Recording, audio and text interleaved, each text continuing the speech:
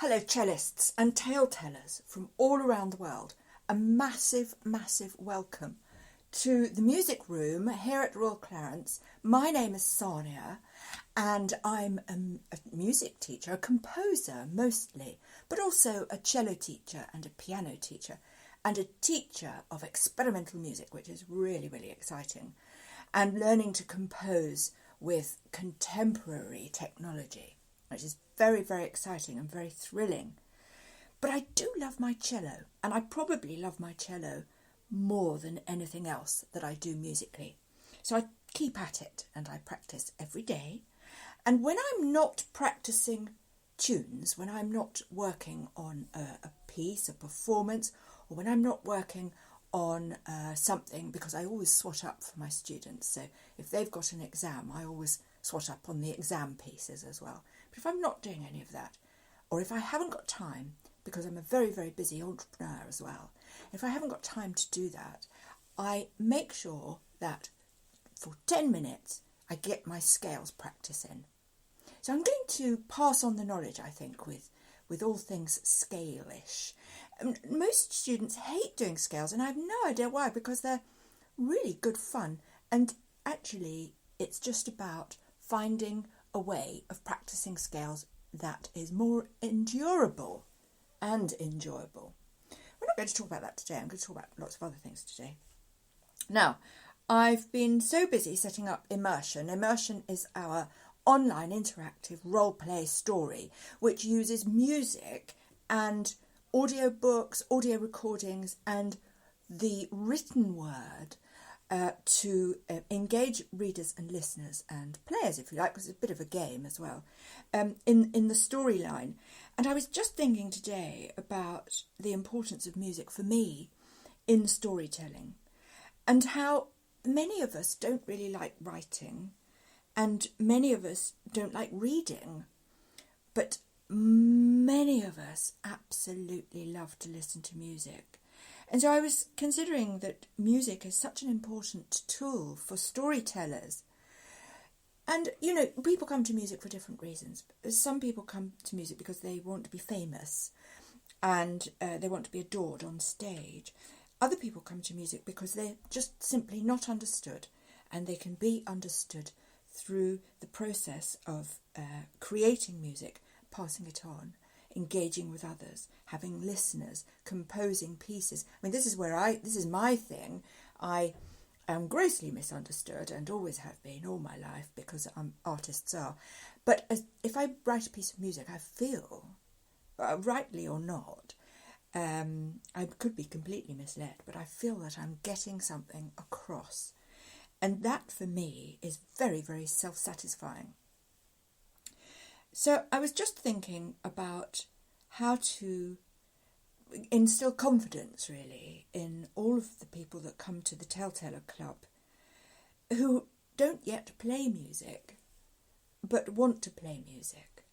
And how do we start? And I guess this is the importance, really, of me doing the piano lessons, because most people can access a piano. Even on your phone, you can use a digital keyboard. So I'm going to start doing that probably tomorrow. I get very, very busy, so sometimes if I'm working on a project, or I've got a gig, or I've got to get a single out or something, the broadcasts, the free broadcasts, unfortunately go on the back burner. But I try very, very hard. We've been building this website, and it's really taken a couple of months, so I've been rather negligent. But the lessons are hopefully going to be daily again. If you want private lessons, of course, you know, I'm really more than prepared to do those, but you have to pay for them. One can't offer free lessons freely every day. One has to sort of fit them in when one is able. So really, I've waffled on enough. And what I wanted to talk about is how to acclimatise yourself for tuning your cello. Now, you've taken on a massive commitment if you're here with me today. You've got a cello in front of you, I hope. Oh, look, we do quite a lot of miming work and ergonomics and eurythmics. So you can pretend you've got a cello for my classes too. and it's not quite as realistic as having a real cello, but actually you can sort of get a feel for things, and you can listen, and listening is 90% of music. 90% of learning music is listening. If you listen to music all the time, you're going to get really, really good at it. Even if it's pop songs. I don't mind pop songs. I mean, look, I get bored of them. They don't utilise the full range of the wonderful cello or the piano. They tend to use a very narrow range of keys, and they become very, very boring for me after about 5 minutes. However, if that's all you've been listening to, but you really love it, we have a big future together. So what I've done is I've got my cello, and instead of leaning it against my chest, I've got it against my inner thigh. So this back panel of the cello is leaning against my inner thigh, and the cello is as if I had a boyfriend, actually, and I was sitting somewhere and giving him a cuddle, or perhaps a child on my knee, maybe. That's a better analogy. But what it does mean is that when I play a note, I can feel the vibration on my leg, and it's the vibration that is going to really help you when you learn to tune any instrument, actually. So if you could do that for me. Now, the other thing is I've got my rib cage against the side of the cello, so it's leaning against my thigh and my rib cage, and I'm putting my hand on the body of it, as if it was my arm around, I was cuddling somebody.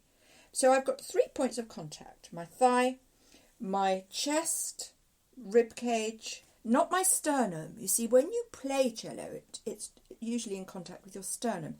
This is your rib cage, your left hand rib cage, and my full hand, which is wide and filling the the space between the front and the back. Now, when I play a note, I can feel these 3 centres of vibration.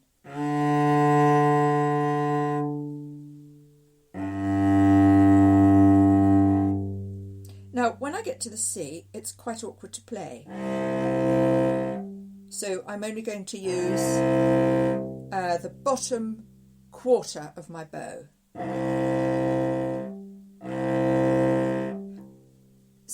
The thing with the bass notes, the deep blue C, I call this one, is to get a good sound, we don't rush it. This string requires a different level of detailed engagement with the bow.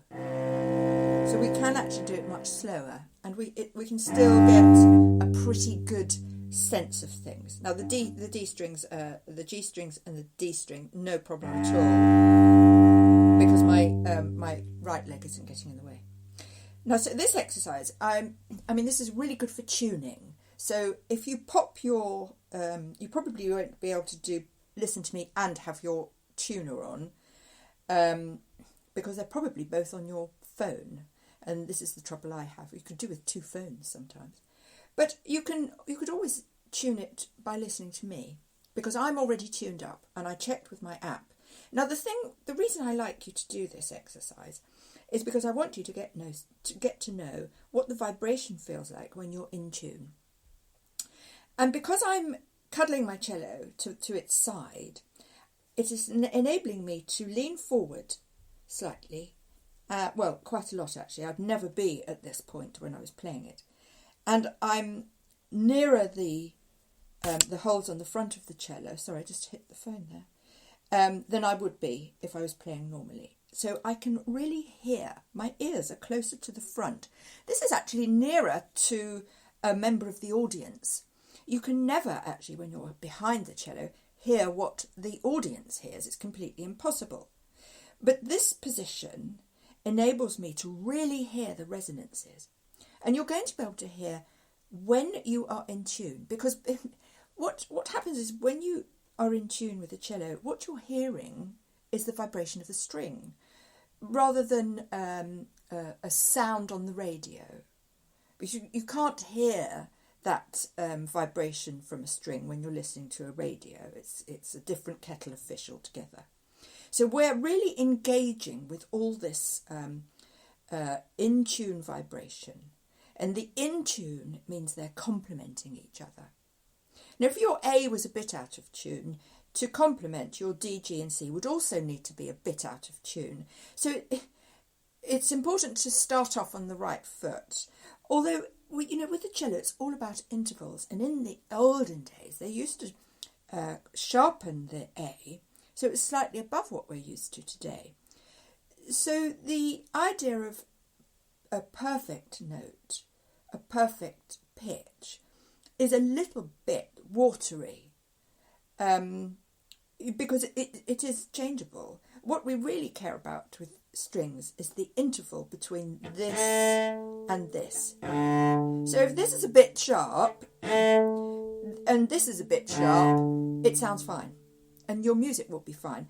You'd only come a cropper really when you were playing with a pre-recorded backing track, for example, or as somebody who couldn't sing unless they were playing the perfect A, for example. So, and that does happen, of course it does.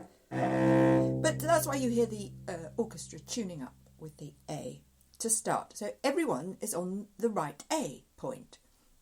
And then usually we start tuning from the A all the way down. If you're completely out, I'd tune the C first. Because the C, because it's such a big, fat, deep blue C, it really causes all the other strings the most amount of change when we change it. Okay, so I always check my A, and if I'm a bit out, I then go back to the deep blue C, and I start tuning up from there. Is my C okay? If it is, I go to the next, etc. Okay, so that's how I do it. But that's not what this exercise is about. Are you still cuddling your cellos? I do hope so. So I'm leaning forward, and I'm just going to play this A. Okay, don't worry too much about your bow hold or anything like that. What we're doing here is we're engaging with the sound.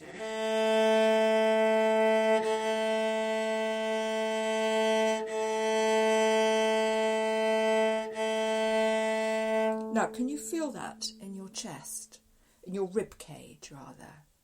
And can you actually, do you know, I've also got my forearm on it, on the cello. Now, I don't know about you, but I can feel most of the cello is engaged with some part of me, and I can feel that. And I want you to get to know that feeling.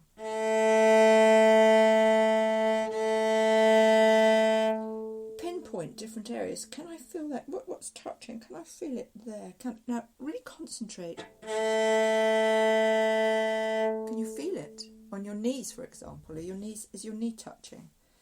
My knee is slightly not touching, actually, but my thigh is. I can definitely feel it there. I can feel it in my wrist, my hand, and my rib cage. Let's go on to the next one. Now, if you were out of tune, it wouldn't sound right, and lean right forward.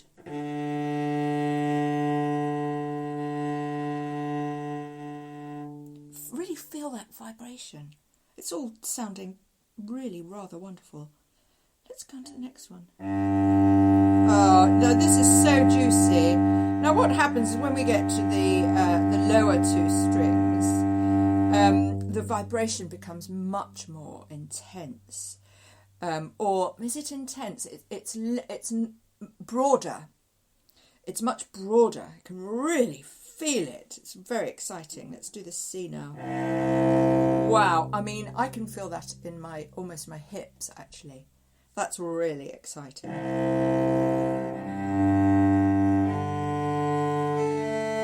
Now, what's happening when I do that is I can still feel the vibration from the C and the G. It's thrilling, absolutely thrilling. So when you tune up, it's quite a good idea to, after you've tuned up, play these notes a few times to practice your bow stroke maybe. But what's going to happen is your brain is going to start to understand what an in-tune note sounds like and feels like in your body. Okay? Right, I'm going to do a couple of other classes today for the Suzuki and the ABRSM. So do join me, and you can access all of these podcasts at the Cello Club and of course on our Spreaker account. And I love radio, I heart radio in America. I know that's our biggest platform. Welcome everybody. Please tell your friends that they can have free daily cello lessons and piano lessons with Sarnia at the Cello Club.